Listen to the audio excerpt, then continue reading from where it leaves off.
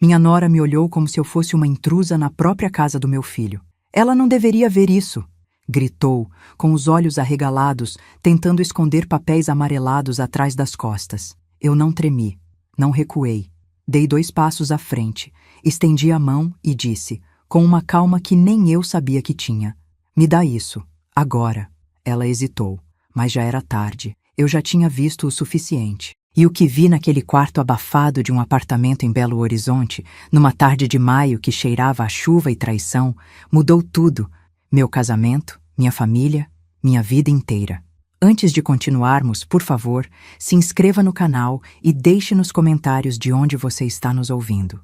Meu nome é Helena.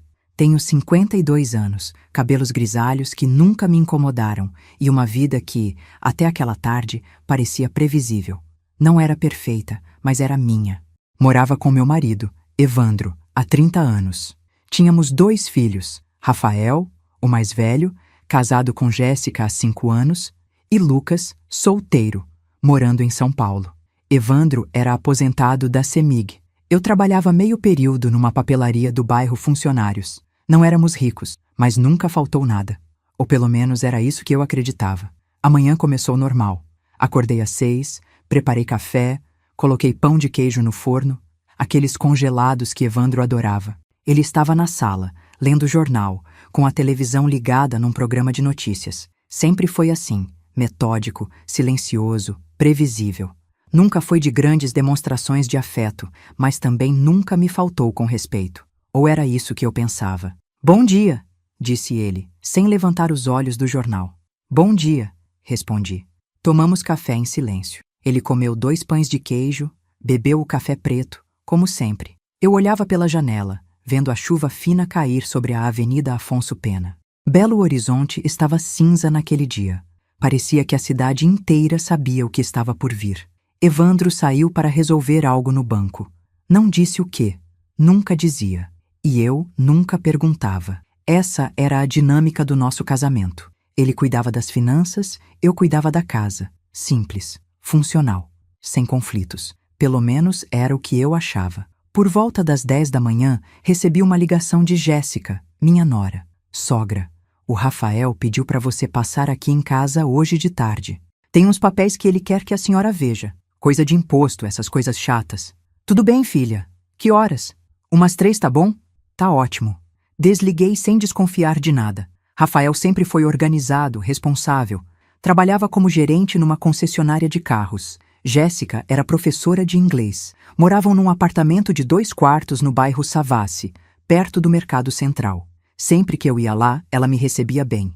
Café quentinho, biscoito, conversa leve. Eu gostava dela. Confiava nela. Que erro. Cheguei ao apartamento pontualmente às 3 da tarde. A chuva tinha parado, mas o céu continuava carregado, como se estivesse segurando o fôlego. Toquei a campainha. Jéssica abriu a porta com um sorriso que não chegava aos olhos. "Oi, sogra." "Entre. Cadê o Rafael?" "Ele tá no trabalho ainda. Disse que ia atrasar um pouco. Mas os papéis estão aqui? A senhora quer um café?" "Quero sim." Entrei.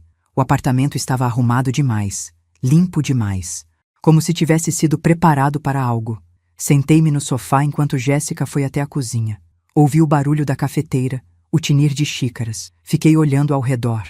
Tudo no lugar, tudo perfeito, mas havia algo estranho no ar, uma tensão que eu não conseguia nomear. Jéssica voltou com 2 xícaras de café e um prato de biscoitos. "A senhora tá bem, sogra?" "Tô sim, filha." "Por quê?" "Nada, não. É que a senhora tá quieta." "Tô só cansada." Tomamos café em silêncio. Ela mexia no celular, nervosa. Eu percebi, mas não disse nada. Depois de uns 10 minutos, ela se levantou. "Sogra, deixa eu pegar os papéis. Tão no quarto." "Tudo bem." Ela entrou no quarto e fechou a porta. Esperei. 1 minuto, 2, 3. Comecei a achar estranho. Por que ela estava demorando tanto? Levantei-me sem fazer barulho e me aproximei da porta do quarto. Estava entreaberta. Ouvi vozes. Jéssica estava ao telefone.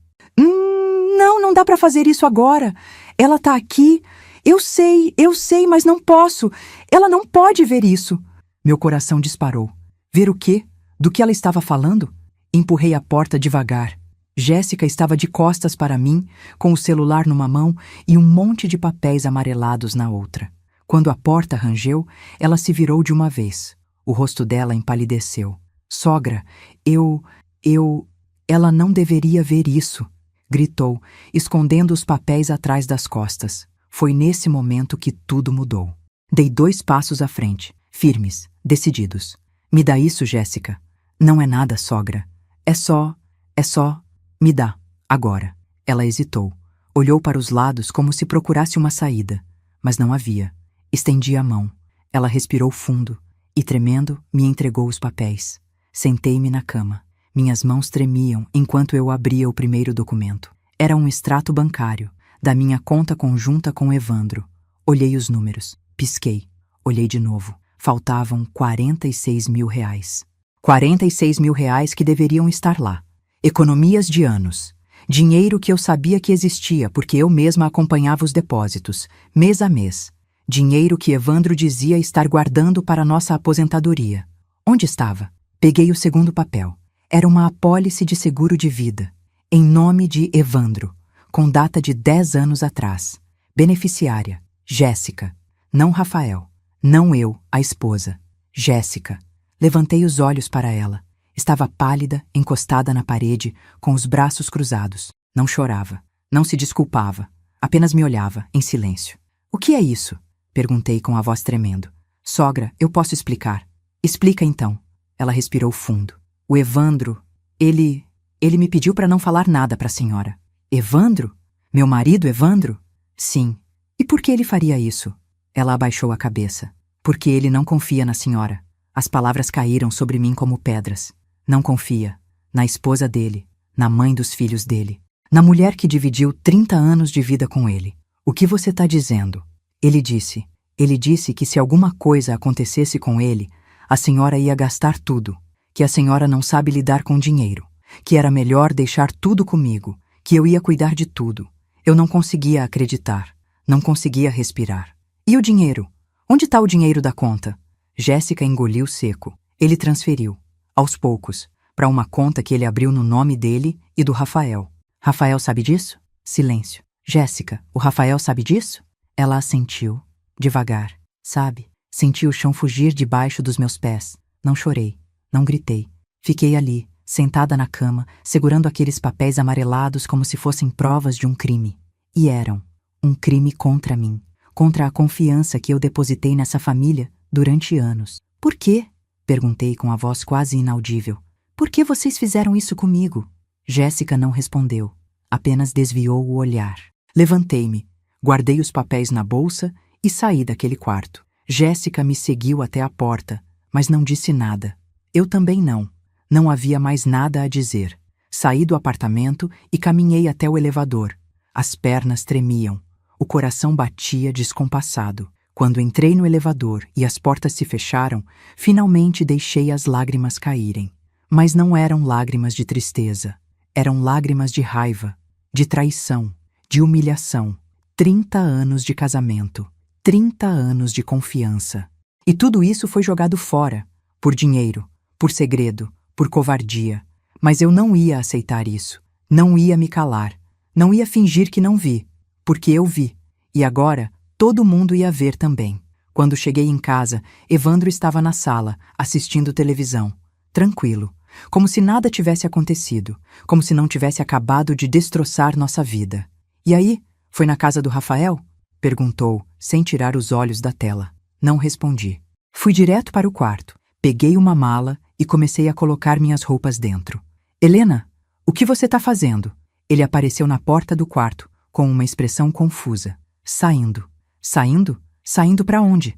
Fechei a mala, me virei para ele, e pela primeira vez em 30 anos, olhei meu marido nos olhos com desprezo. Para longe de você. E foi nesse momento que ele percebeu. Eu sabia de tudo, e a guerra tinha apenas começado. O silêncio que caiu sobre aquele quarto foi ensurdecedor. Evandro me olhava como se estivesse vendo um fantasma. Ou pior, como se estivesse vendo pela primeira vez uma mulher que ele nunca imaginou que eu pudesse ser. Helena, espera. Vamos conversar com calma. Calma? Repeti, sentindo a raiva subir pela garganta como bile. Você quer que eu tenha calma? Ele deu um passo à frente, com as mãos levantadas, como quem tenta acalmar um animal assustado. Eu posso explicar tudo. Explica, então. Explica por que você tirou R$ 46.000 da nossa conta sem me avisar. Explica por que você colocou a Jéssica como beneficiária do seu seguro de vida. Explica por que, depois de 30 anos de casamento, você não confia em mim. Evandro abaixou as mãos. O rosto dele ficou vermelho. Ele desviou o olhar. Não é assim. Então como é? Ele respirou fundo, passou a mão pelos cabelos ralos e se sentou na beirada da cama. Parecia menor, mais velho, mais covarde. Eu fiz isso pensando em proteger a gente. Proteger? Me roubando? Eu não te roubei! Ele gritou, pela primeira vez levantando a voz. Eu só guardei o dinheiro de um jeito que ninguém pudesse mexer. Ninguém quem, Evandro? Eu? Sua esposa? Ele não respondeu. E nesse silêncio, eu entendi tudo. Sentei-me na poltrona do quarto, ainda segurando minha bolsa com os papéis dentro. Senti uma tontura, uma náusea, como se o chão tivesse se aberto debaixo de mim e eu estivesse caindo num buraco sem fim. Você realmente acha que eu ia gastar nosso dinheiro? Perguntei com a voz trêmula. Depois de tudo que a gente passou? Depois de eu ter economizado cada centavo para a gente ter uma vida digna? Evandro olhou para as próprias mãos. Não é você, Helena. É complicado. Então descomplicar para mim. Ele levantou os olhos. Havia algo naquele olhar que eu nunca tinha visto antes. Medo, vergonha, culpa. Minha mãe, antes de morrer, ela me fez prometer uma coisa. Travei. A mãe de Evandro, Dona Lourdes, tinha morrido há 12 anos. Era uma mulher dura, controladora, que nunca me aceitou completamente. Sempre achei que ela me via como inferior. Eu vinha de uma família simples, do interior de Minas. Meu pai era pedreiro, minha mãe, costureira. Dona Lourdes, por outro lado, vinha de uma família que já teve posses, mas que perdeu tudo com o tempo. Ela vivia agarrada às memórias de um passado que nunca voltaria. O que ela te fez prometer? Perguntei, sentindo um aperto no peito. Evandro hesitou. Ela me pediu para não deixar você ficar com tudo se eu morresse antes. Senti como se tivesse levado um soco no estômago. O quê? Ela disse que você ia casar de novo, que ia dar nosso dinheiro para outro homem, que ia esquecer de mim e dos meninos. Levantei-me de um pulo, com as mãos tremendo de raiva. Sua mãe disse isso? E você acreditou? Não acreditei, ele protestou. Mas ela estava morrendo, Helena. Estava sofrendo. Eu prometi só para ela ficar em paz. E você manteve essa promessa até hoje? 12 anos depois? Ele baixou a cabeça. Eu só queria ter certeza de que os meninos iam ficar bem. E eu? Eu não importo? Você importa. Mas o que, Evandro? Mas sua mãe importava mais? Mas a Jéssica importa mais? Ele ficou em silêncio. E nesse silêncio, eu senti todo o peso de 30 anos de anulação. De ter sido a boa esposa, a boa mãe, a que nunca reclamava, a que sempre entendia, a que sempre cedia. E onde isso me levou? A ser traída dentro da minha própria casa, pelo meu próprio marido, pela minha própria família. Peguei a mala e fui em direção à porta. Evandro se levantou de um pulo. Você não vai a lugar nenhum. Eu vou para onde eu quiser. Helena, para com isso. Vamos resolver isso como adultos. Parei na porta e me virei para ele. Olhei nos olhos dele e vi um homem que eu não conhecia. Um homem que durante anos escondeu de mim a verdade. Um homem que me traiu da forma mais covarde possível, em silêncio. Adultos resolvem as coisas conversando, Evandro. Adultos confiam um no outro. Adultos não escondem dinheiro e apólices de seguro pelas costas. Você não me tratou como adulta. Me tratou como uma idiota. E saí. Ele me chamou. Gritou meu nome. Mas eu não voltei. Desci as escadas do prédio. Não quis esperar o elevador. E saí para a rua. A noite tinha caído sobre Belo Horizonte. As luzes da cidade piscavam indiferentes ao caos que era minha vida naquele momento. Caminhei sem rumo por alguns quarteirões, arrastando a mala pelas calçadas molhadas. Chovia de novo, uma chuva fina, gelada, que molhava devagar. Não liguei. Deixei a chuva cair sobre mim, como se pudesse lavar toda aquela dor. Parei numa praça. Sentei-me num banco debaixo de uma árvore. Peguei o celular. Tinha 3 ligações perdidas de Evandro, 2 de Rafael. Ignorei todas. Liguei para a única pessoa em quem ainda podia confiar. Minha irmã, Célia, atendeu no segundo toque. Alô? Célia. Minha voz falhou. Helena? O que foi? Você tá bem? Não. Eu preciso de um lugar para ficar. O que aconteceu? Depois eu te conto. Eu posso ir para sua casa? Claro. Vem agora. Você tá onde? Na Praça da Liberdade. Fica aí. Eu vou te buscar. Desliguei e fiquei ali, sentada, olhando as luzes da praça refletindo nas poças de chuva. Senti um vazio enorme, como se tivesse perdido algo que nunca mais ia encontrar. Não era só o dinheiro, não era só a confiança, era a certeza de que eu conhecia minha própria vida. E agora, essa certeza tinha desaparecido. 20 minutos depois, Célia chegou. Ela desceu do carro correndo, com um guarda-chuva na mão, e me abraçou forte. Meu Deus, Helena, você tá encharcada. Vem, entra no carro. Entrei. Célia colocou a mala no porta-malas e voltou para o banco do motorista. Olhou para mim, preocupada. O que o Evandro fez? E então, pela primeira vez naquela noite, eu chorei. Chorei como não chorava há anos. Soluços profundos, descontrolados, que saíam do fundo da alma. Célia me abraçou e não disse nada. Apenas me deixou chorar. Quando finalmente consegui me acalmar, contei tudo. Os papéis, a apólice, o dinheiro, a promessa para a mãe dele. Tudo. Célia ouvia em silêncio, com o rosto cada vez mais tenso. Quando terminei, ela bateu com força no volante. Filho da puta. Célia. Não, Helena, esse homem é um filho da puta. E o Rafael? O Rafael sabia? Sabia. Meu Deus, que família de cobras. Ela ligou o carro e começou a dirigir. Saímos da praça e seguimos em direção ao bairro dela, em Contagem, região metropolitana de Belo Horizonte. O trajeto foi silencioso. Eu olhava pela janela, vendo a cidade passar. Belo Horizonte de noite sempre teve algo de melancólico. As montanhas ao redor, as luzes dos prédios, o movimento constante. Parecia uma cidade que nunca dormia. Mas naquela noite, parecia que a cidade inteira estava tão cansada quanto eu. Chegamos na casa de Célia por volta das 9 da noite. Ela morava num sobrado simples, com o marido, Joaquim, e os 2 filhos adolescentes. Quando entramos, Joaquim estava na sala, assistindo TV. Helena? O que aconteceu? Depois a gente explica, disse Célia, já me conduzindo escada acima. Prepara o quarto de hóspedes para ela, por favor. Joaquim não fez perguntas. Apenas acenou com a cabeça e subiu atrás de nós. Célia me levou para o quarto, colocou a mala no canto e se sentou na cama ao meu lado. Você vai ficar aqui o tempo que precisar. E amanhã a gente vai resolver isso. Como? Você vai procurar um advogado. Vai pegar tudo que é seu por direito. E vai processar esse desgraçado. Célia, eu não sei se... Não sei, Helena. Esse homem te roubou, te traiu, te humilhou. E você não vai deixar barato. Ela tinha razão. Eu sabia que ela tinha razão. Mas ainda assim... A ideia de confrontar Evandro, de levar isso para a justiça, de expor tudo, parecia grande demais, assustador demais. Mas o que era a alternativa? Voltar? Fingir que nada aconteceu? Aceitar que eu valia menos que uma promessa feita a uma mulher morta? Não. Isso eu não ia fazer. Naquela noite, deitei-me na cama de hóspedes da casa de Célia e fiquei olhando para o teto. Não consegui dormir.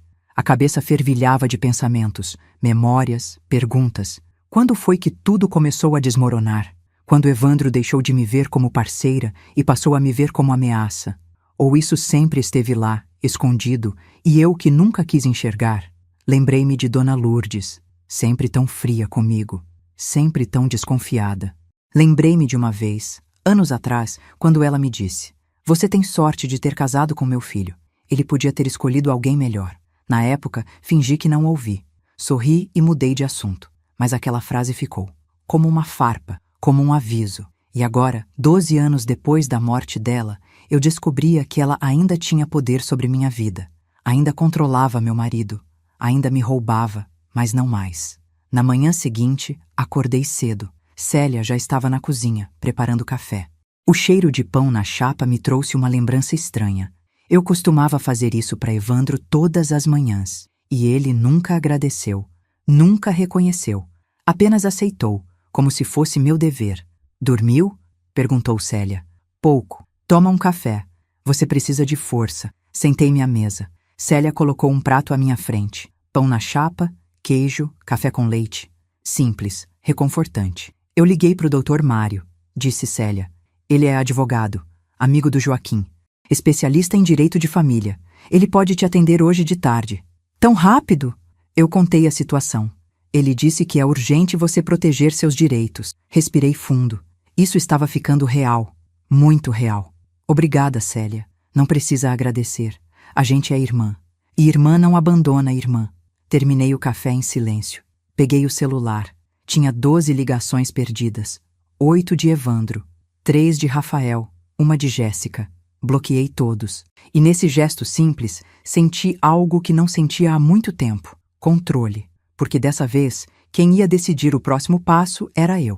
O escritório do Dr. Mário ficava num prédio comercial antigo no centro de Belo Horizonte, perto da Rua da Bahia. Célia me acompanhou. Subimos de elevador até o 5º andar. Meu coração batia acelerado. Cada degrau dessa jornada me afastava da mulher que eu fui e me aproximava de alguém que eu ainda não sabia quem era. Doutor. Mário era um homem de uns 60 anos, cabelos brancos, óculos de armação grossa. Ele nos recebeu com um aperto de mão firme e um olhar que transmitia seriedade. Dona Helena, sente-se, por favor. A Célia me contou um pouco da situação, mas eu preciso ouvir de você. Respirei fundo e contei tudo.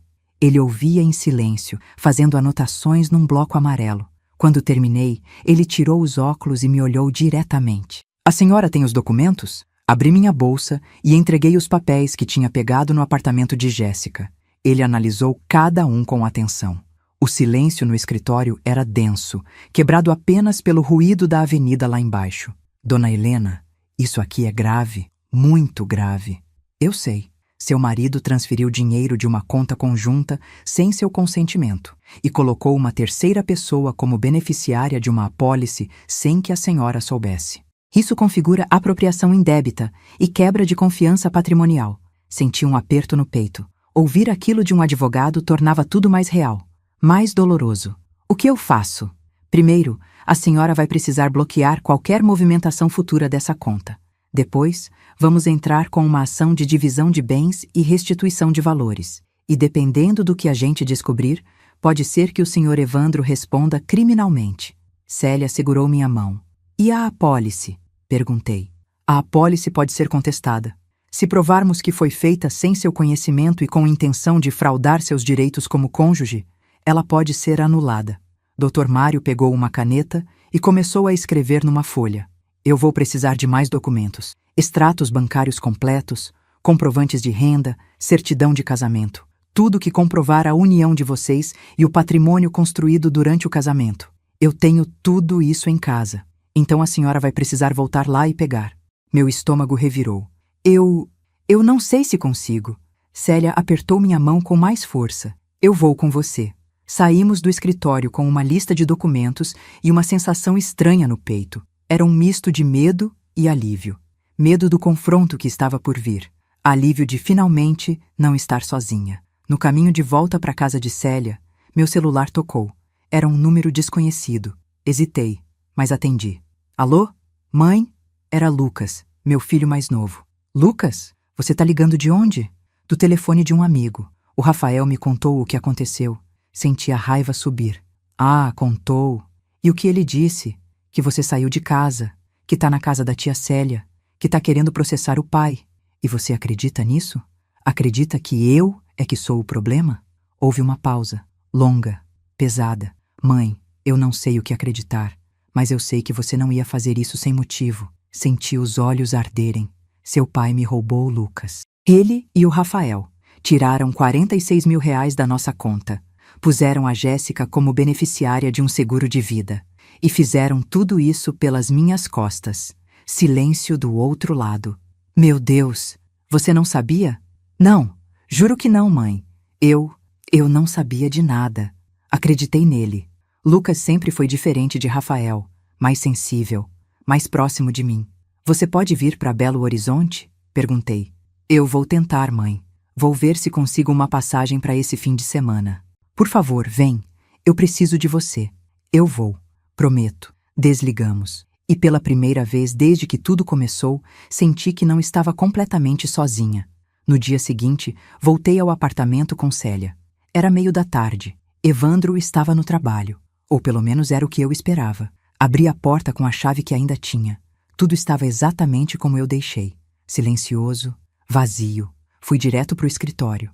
Abri as gavetas, peguei pastas de documentos, extratos bancários antigos, certidões. Célia me ajudava, organizando tudo numa caixa de papelão. Você tá bem? Ela perguntou. Não, mas eu vou ficar. De repente, ouvi a porta da frente se abrir. Meu sangue gelou. Evandro entrou na sala. Parou ao me ver. Helena? Não respondi. Continuei pegando os papéis. O que você tá fazendo? Pegando o que é meu. Ele deu alguns passos na minha direção. A gente precisa conversar.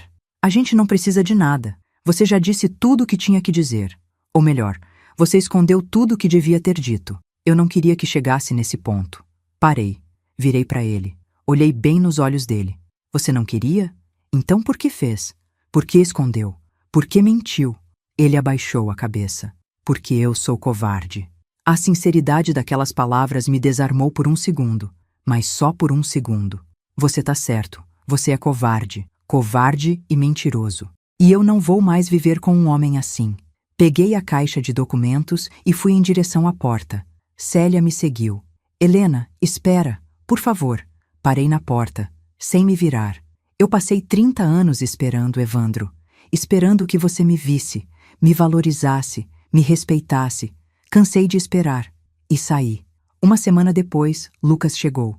Ele me abraçou no aeroporto de Confins com tanta força que quase me fez cair. Chorei no ombro dele como uma criança. Tá tudo bem, mãe. Eu tô aqui agora.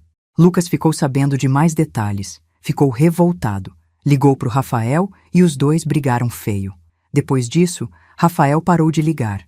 Jéssica também. Dr. Mário deu entrada na ação.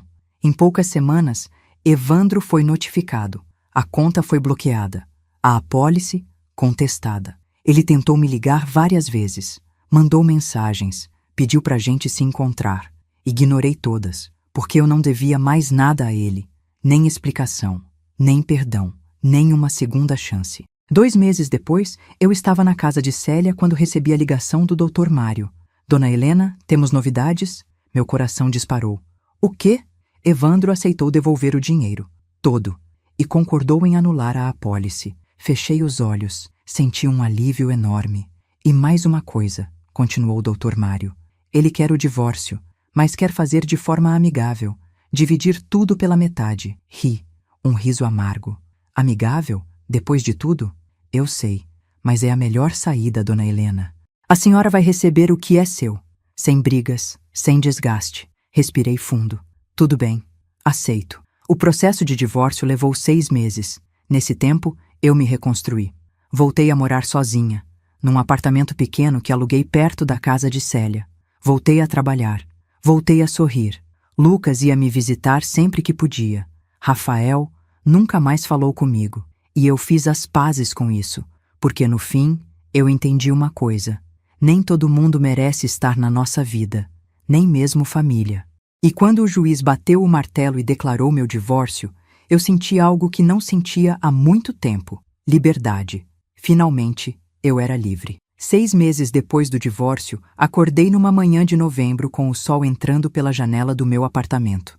Era pequeno, apenas um quarto e sala, mas era meu, totalmente meu. Levantei, fiz café, sentei na varanda e olhei a cidade acordando. Belo Horizonte tinha um jeito particular de amanhecer. O céu clareando por trás das montanhas, o barulho dos carros aumentando aos poucos, a vida recomeçando. E eu também estava recomeçando. O dinheiro tinha sido devolvido. Todo. 46 mil reais de volta na minha conta. A apólice foi anulada. A casa onde morei com Evandro foi vendida. E eu recebi minha metade. Com esse dinheiro, consegui dar entrada num apartamento pequeno, mas confortável, no bairro Santa Efigênia. Evandro sumiu da minha vida. Ouvi dizer que ele se mudou para o interior, para perto de uns parentes. Rafael continuou em Belo Horizonte, mas nunca mais trocamos uma palavra. Jéssica, também não. E eu fiz as pazes com isso. Algumas portas precisam ser fechadas e trancadas. Lucas vinha me visitar a cada 2 meses, trazia notícias de São Paulo, me contava sobre o trabalho, os amigos, a vida que ele estava construindo. Ele nunca me julgou, nunca questionou minhas escolhas, apenas me apoiou. E isso, sozinho, já valia todo o sofrimento. Célia continuava sendo meu porto seguro.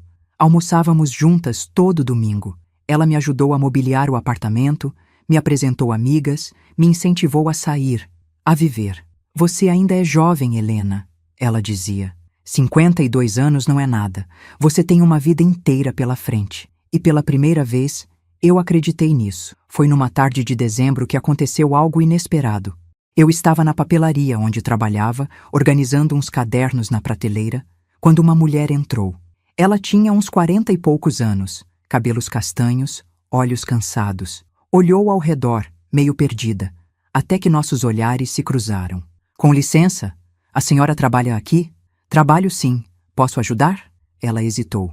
Eu queria comprar um caderno, para escrever. Sabe, umas coisas pessoais.